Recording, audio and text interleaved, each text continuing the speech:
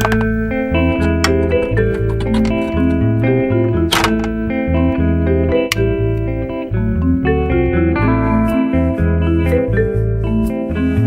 I have some water? Certainly. Sorry. Oh, more people have appeared.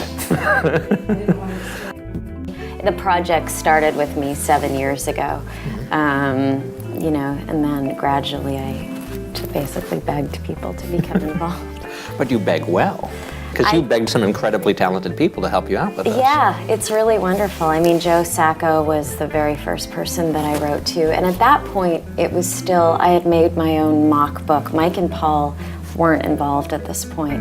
So I had spent about a year of doing research and knew that I wanted it to be graphic novels, the writing of the displaced, their photographs. And then I wrote Joe just this long, passionate letter.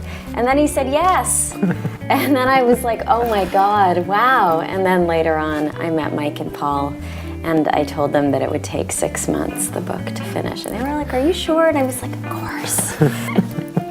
And it took a little longer. It took, I mean, with the research and sort of the inception, 7 years. Wow. But this book is, you're going around to different places, and you know, some actors, when they got a break from shooting a show, might go off to a resort somewhere in the Caribbean, but you've actually picked out some of the harshest places in the world to go visit. This really is the sum of a deep yearning and a deep passion.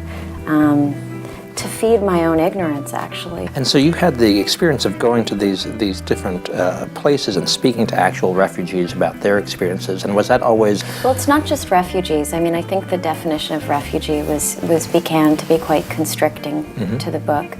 So I think I still haven't quite figured out the appropriate term, but I guess speaking voiceless persons, everybody has a voice, but really seeking out stories that should be heard, people who have been cast out of society, ostracized, people who live in fear, people whose freedom have been taken away, and having them speak for themselves.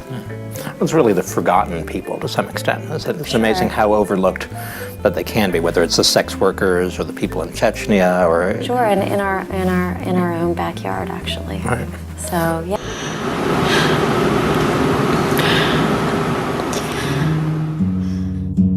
Only clowns who play with don't believe what you were born before. Did all you see the truth? Roast and roast and roast. Mama growing.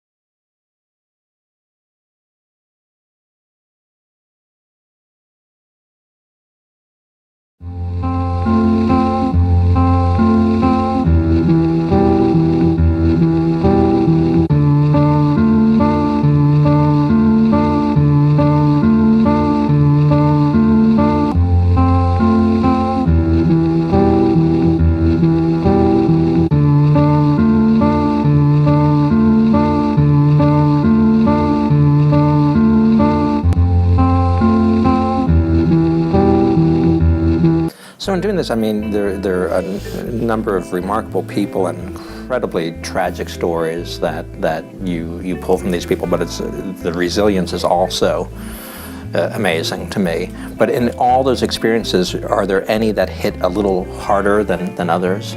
Sure. You know, meeting these child soldiers on the book who were kidnapped and taught to use guns and can't go back to their home because they escaped. They didn't want to be murderers. And they escaped, but they can't go home. Where do they go? They don't even speak the language in Thailand. They speak Burmese. They have no money. You know, what kind of a life is set up for those kids, and what kind of resources are left for these children, and how is the community looking after these children? So those stories hit home on a very deep level.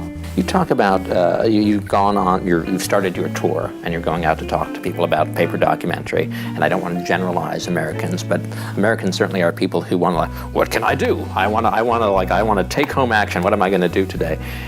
Is there something that people can do after they purchase I Live Here and read through it? If people like this book, what I ask is that they please email their friends, and they tell their friends the reasons why this book is important and how it affects all of us, and that it's really important to support this project. That's a start, because the more support we have, the more we get to spread sort of this message out there, and the project's roots are always going to be in the communities themselves, so we need that grassroots support. We can't exist without it, actually.